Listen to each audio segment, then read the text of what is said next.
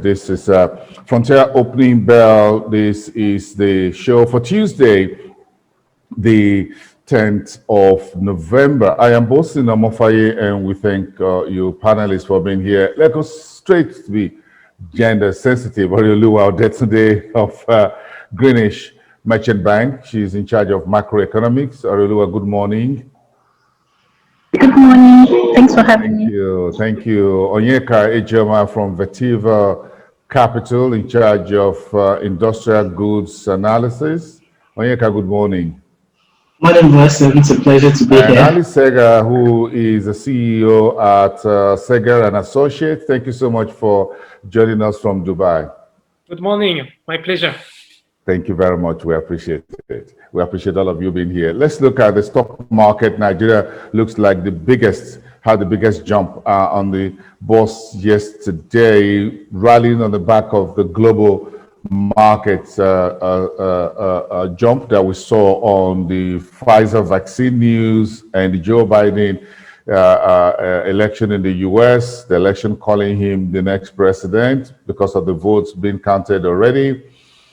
So Nigerian stock market went up nearly 4%, Ivory Coast market about 0.4%, Egyptian stock market about 1.5%, the biggest north of the continent. South Africa followed suit in the green, 1.63%, but Kenyan market was down 1.11%, largely on the back of Safaricom, whose half-year earnings was in the water on the back of M-Pesa's free money transfer program within the pandemic period.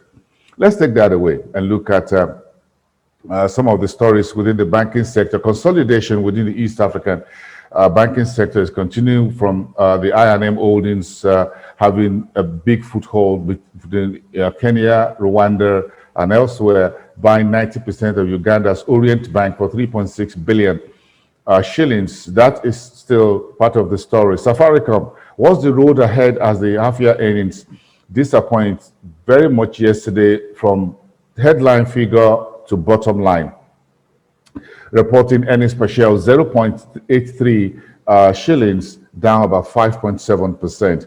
Kenya's house prices contract slightly in third quarter.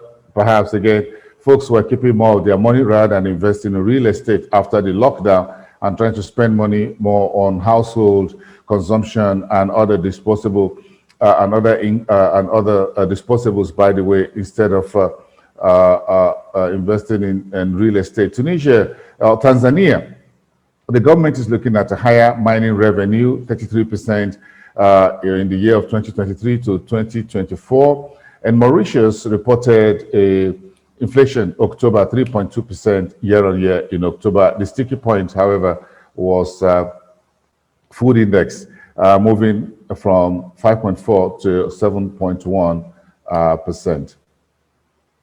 The Nigerian market is where we're going next, where West Africa, where the committee has been set up on disposal of forfeited assets. This morning, news coming through about Dangote Cement being allowed by the Nigerian authorities to start moving cement by land over to Togo into the west and Niger Republic to the north of the country. A bit of upset there about whether this was a unilateral favoring of Dangote Cement, while the rest of exporters have been locked out over the land border issue. Onyeka, I want you to speak to that. Corn oil, 9 months, slumped 21.84%.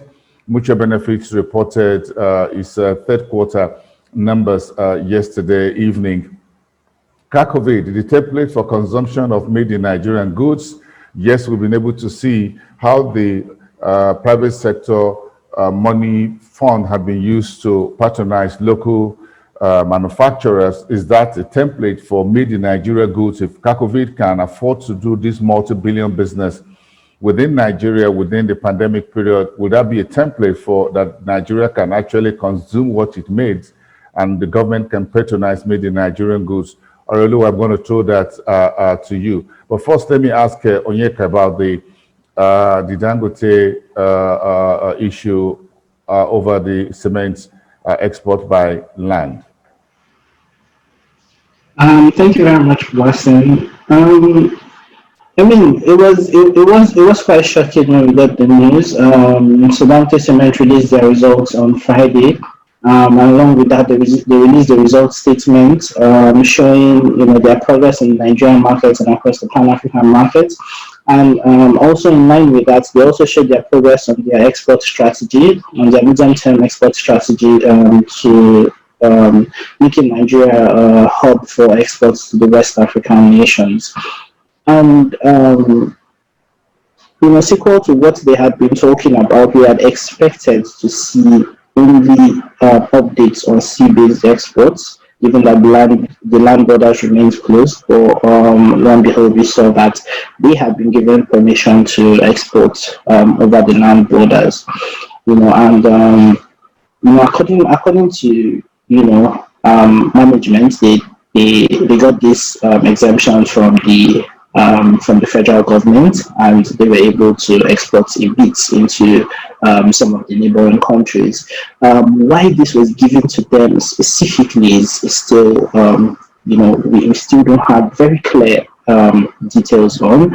But according to reports that we are getting, we hear that their key competitor, Brass Cement, was also given an exemption to export over the land borders. The management of the company themselves, in their half year call, briefly spoke about it. However, how it would work, the logistics behind it was not very clear at the time. And now we're seeing Dangote Cement actually push volumes over the land border, which is very interesting. We're still waiting to get, official, very clear details on how it works. Why they were given specifically, and because we see that many of the consumer goods companies who also export over the land borders have not resumed their exportations, which that means that you said. Well, yes, sorry, Onyeka. So, in other words, yes, at that conference call, Dangote publicly disclosed that at the conference call that yes, they got that waiver. No. I'm talking about the result statements that they put out. They talked about exporting over the land border, and then we got media reports saying that they got the exemptions. However, management did not give details on it. But we know that from the half year in the accounts. Yes, it was financial statement. So that's a disclosure. If you're in the market, I will consider that a material disclosure, since it was a national policy. And if you got an exemption or a waiver, you disclose. Yeah. And then that disclosure we saw there, we're not too sure about Boa Cement, but we'll continue to find out who else got this waiver. Perhaps others that were trying to mention got this waiver, but they have not disclosed really what's been done. That will be left in the coffers to the office of the government to actually disclose fully to everyone. And I think a level playing field will be good, or otherwise, isn't it? So, yes. I think it looks like a step as to, what we should be seeing. What is going to happen with the border closure. This has happened for a year so far. So this is a good improvement. Maybe we can start to see things, positive outcomes of, easing off on, the closure on the border, maybe in 2021. Yes. Yes. Okay, and perhaps again we're going to try and get a little more clarity from the government because perhaps the government is that they can track their goods and their movement by the books and by the numbers before it becomes an all-commerce market.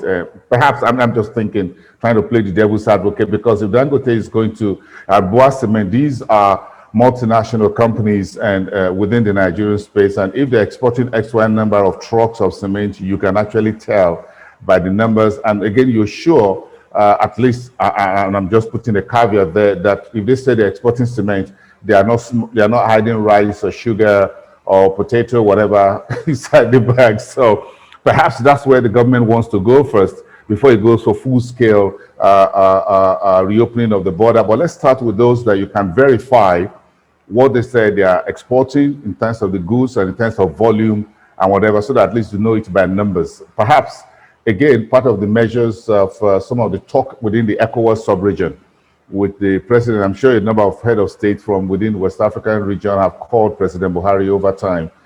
President Nana Akufo-Addo of Ghana had been here.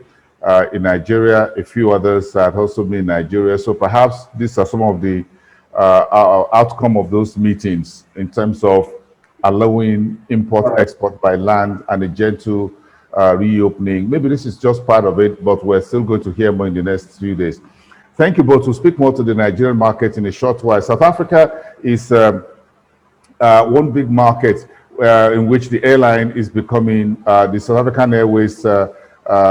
Ethiopia Airlines still have one permanent eye on South African Airways. Ethiopia Airlines says it may submit a management report this week for South African Airways. Is looking very aggressively to absorb this airline. So a handshake from the Horn of Africa to Southern Africa. South Africa Air says it will be back in the skies December 1st. Everyone should start booking their flight. Sasfin is an SME lender in South Africa, got 1 billion rand thereabout from the Dutch to support lending in South Africa. First Rand got the best global SME bank award recently. Output by Harmony Gold 38%, production profit 122%, a good year for gold. Diamond not so much. So you're looking at the story from Botswana, and Falcon Gold is delisting from the Zimbabwe Stock Exchange. Ali. Yes, so I think, with the good news of yesterday to perhaps find a vaccine, I think, the pressure on all airline company will decrease. All these airline company, we can say, suffered a lot with the COVID-19 because they didn't have, we can say, enough liquidity and enough money coming into the companies, and they cannot really survive. So there was, for all these countries, there was a big government support to not let die this company and to keep the, we can say, the job for all these people. So it will ease, but it will not come now. In fact, I think perhaps by mid of 2021 it will be better, the situation. But for now, I think the situation will be quite horrible for all this sector. Because all countries, I think, especially for North Africa, they are still closed. Especially for Africa, they are starting to open for Europe, but for the rest of Africa, they are closed. And most of the country, like Middle East country and all these, are starting to open, but it will be a really, really long time. In fact, I think the real potential is perhaps on a merger on all these companies, or perhaps to find ways to cooperate between all these companies, between Ethiopian Airlines in East Africa, Royal AirMaroc in North Africa, and to find at least, we can say, a sustainable way to grow, because all these companies or all these countries have had the same, we can say, the same strategy. They wanted to be a hub, regional or international hub. But at the end, we can say that the African airline market is really small. In fact, it's not like in the Middle East and all this. So they need, we can say, to have some scale economy and to find some ways to cooperate and to decrease the operational cost that is still high for these companies. I agree with you. They need to call a whole lot of cooperation.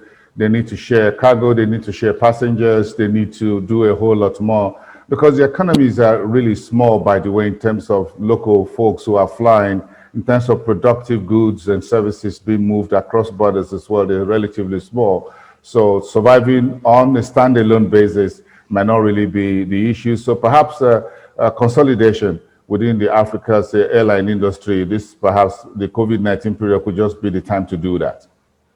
I got a point there, Ali. Thank you. Very valid point. Orioluwa, we spoke yesterday to one of the members of the COVID-19 coalition, and he said that, yes, it was true that the multi-billion naira CACOVID palliatives in terms of sugar, salt, flour, whatever, were all sourced locally from local manufacturers and what have you. So does this make a point, therefore, for made in Nigeria's goods consumption, that it's really possible for Nigeria to be self-sufficient, produce these goods locally, package them locally, and make them available locally?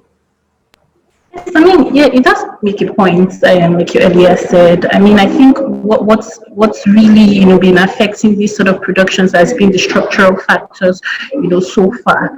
If you look at the fact that during this period we've been able to, there have been some quite stringent policies, particularly from this administration. Some things like the land border closure, where it was put out, to reduce smuggling and also to promote local production. So, so far, I think a lot of masses have turned towards, this locally produced foods.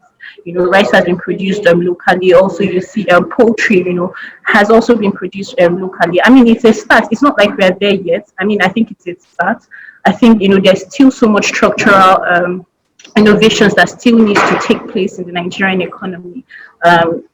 We think that this current administration has been able to particularly, tilt a lot of funding to the agricultural sector, to be specific. I mean, but we would like to see more of these policies also, more innovative policies. And I think the IMF did mention this, there was part of, what will drive growth in the African economies in 2021. We needed to see these very innovative policies from a lot of these economies, in order to drive growth.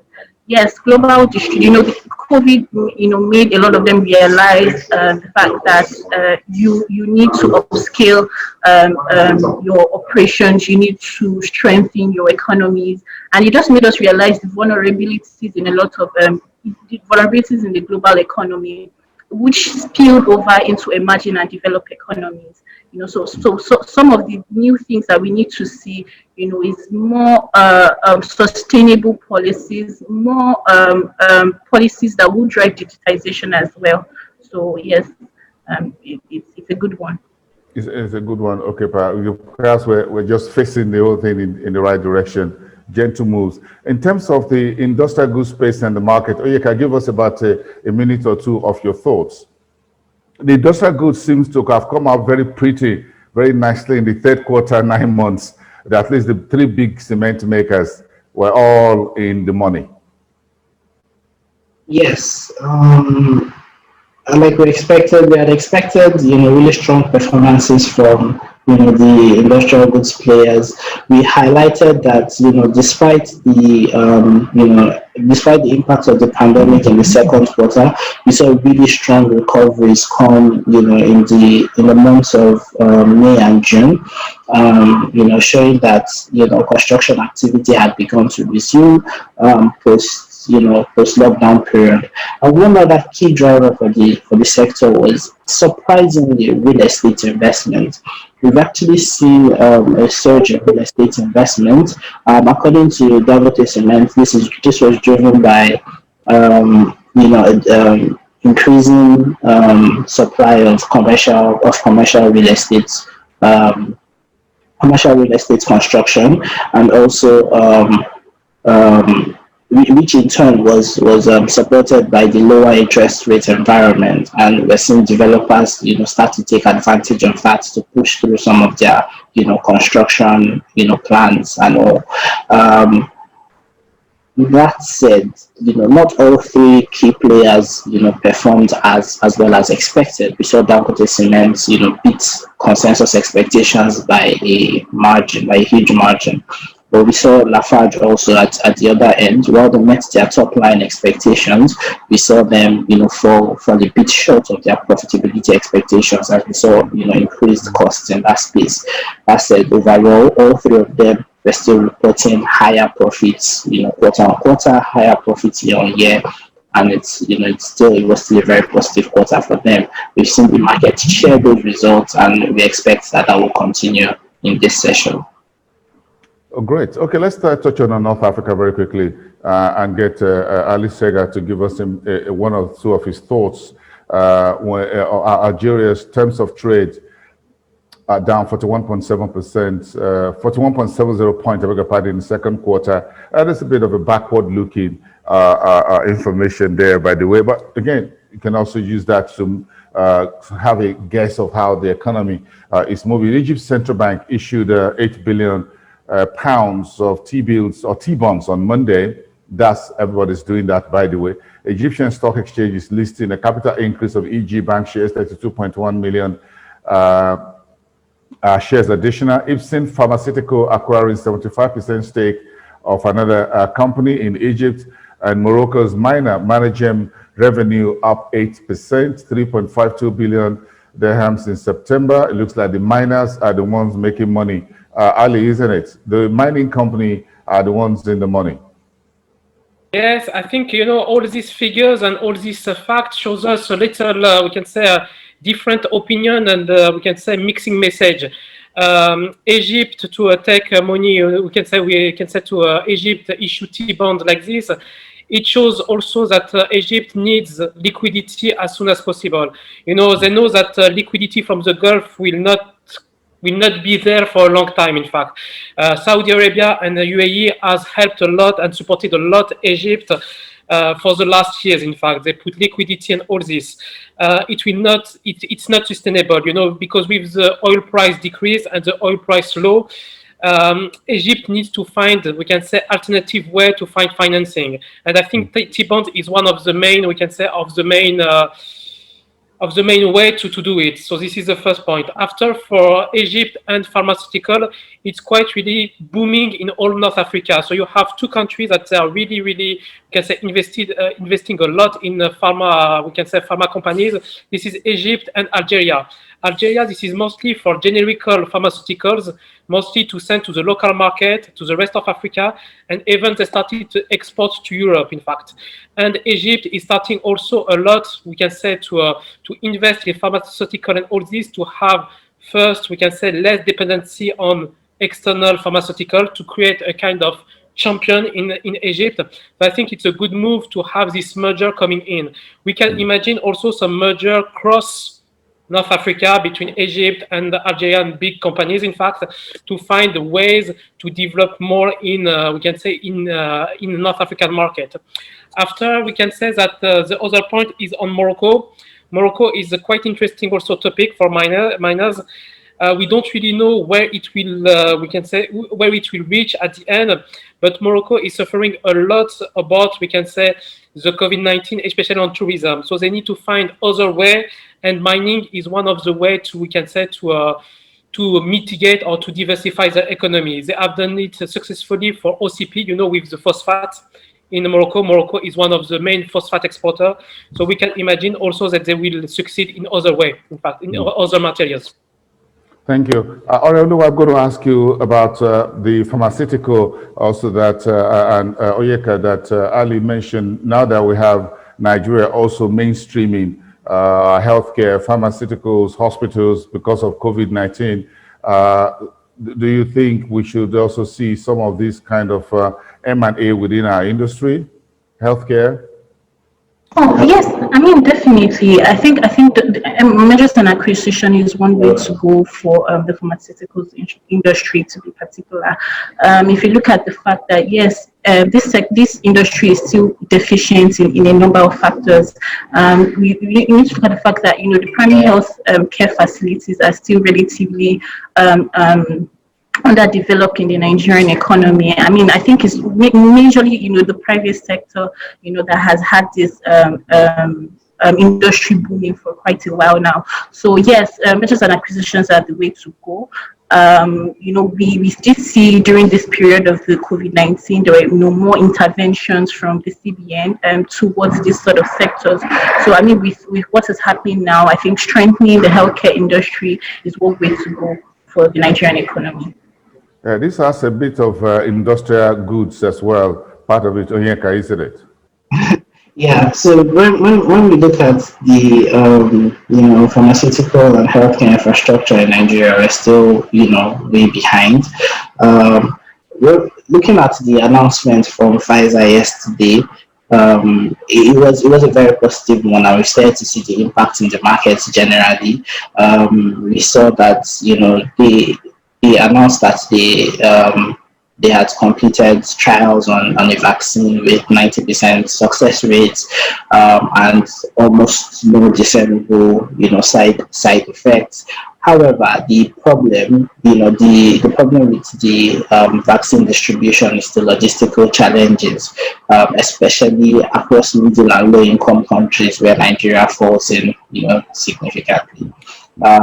It requires two separate vaccine shots, two separate vaccine shots spaced apart across a number of days, if I remember correctly. And then it requires special storage, requires a specific type of storage, a specific type of transportation requirements and all of that, most of which we do not have enough capacity for in Nigeria, and where we see that we've seen over the years that we've needed to invest in healthcare pharmaceutical infrastructure for a very long time. I think this just sort of underscores that need. Whether M&A push it in Nigeria, it will be good, but we probably need more strategic investments before M&A activity in Nigeria, because when I look at most of the companies, especially even the largest ones that specialize in vaccine production, such as Fitzin, their capacity is still not there. M&A activity across all the pharmaceuticals to form one major pharma company would still not get us to that point. So beyond that, we also need to look into significant strategic investments in that in that space. I believe that this pandemic has exposed these lags in our healthcare and pharmaceutical sector, and I hope that we'll start to see those investments for it. I completely agree with you. Again, if you have vaccine that you have to move in terms of logistics on good roads, and all our roads are bumpy and so bad, how do you get the vaccine to the hospitals or the health positions, health locations and all that? I think this is a big problem Africa needs to fix, because these vaccines are very delicate. They're not the kind of tamper-proof Panadol for headache, malaria, whatever drugs that you can drop in the middle of the desert or drop in the middle of swamp forest and you go there and pick it up and it's still good. Vaccines are very, very delicate, you just take them through rough roads or bumps roads or whatever. You just mess it up or get them broken. So perhaps the vaccine is ready, but we can't get it because we don't have the right road infrastructure. And that will be a shame. But that's something we need to think about. Thank you so much. Let's leave it there for today. Thank you so much, Ali Seger, Alpha Seger and Associates in Dubai. Thank you so much. Have a great Tuesday. Arelu Adetunde, thank you so much from Greenwich Merchant Bank. And Onyeka Ijoma, thank you so much. We appreciate all of you from Vetiver Capital. Thank you. Have a great Tuesday. We'll see you tomorrow, Wednesday. Thanks for coming on the show today.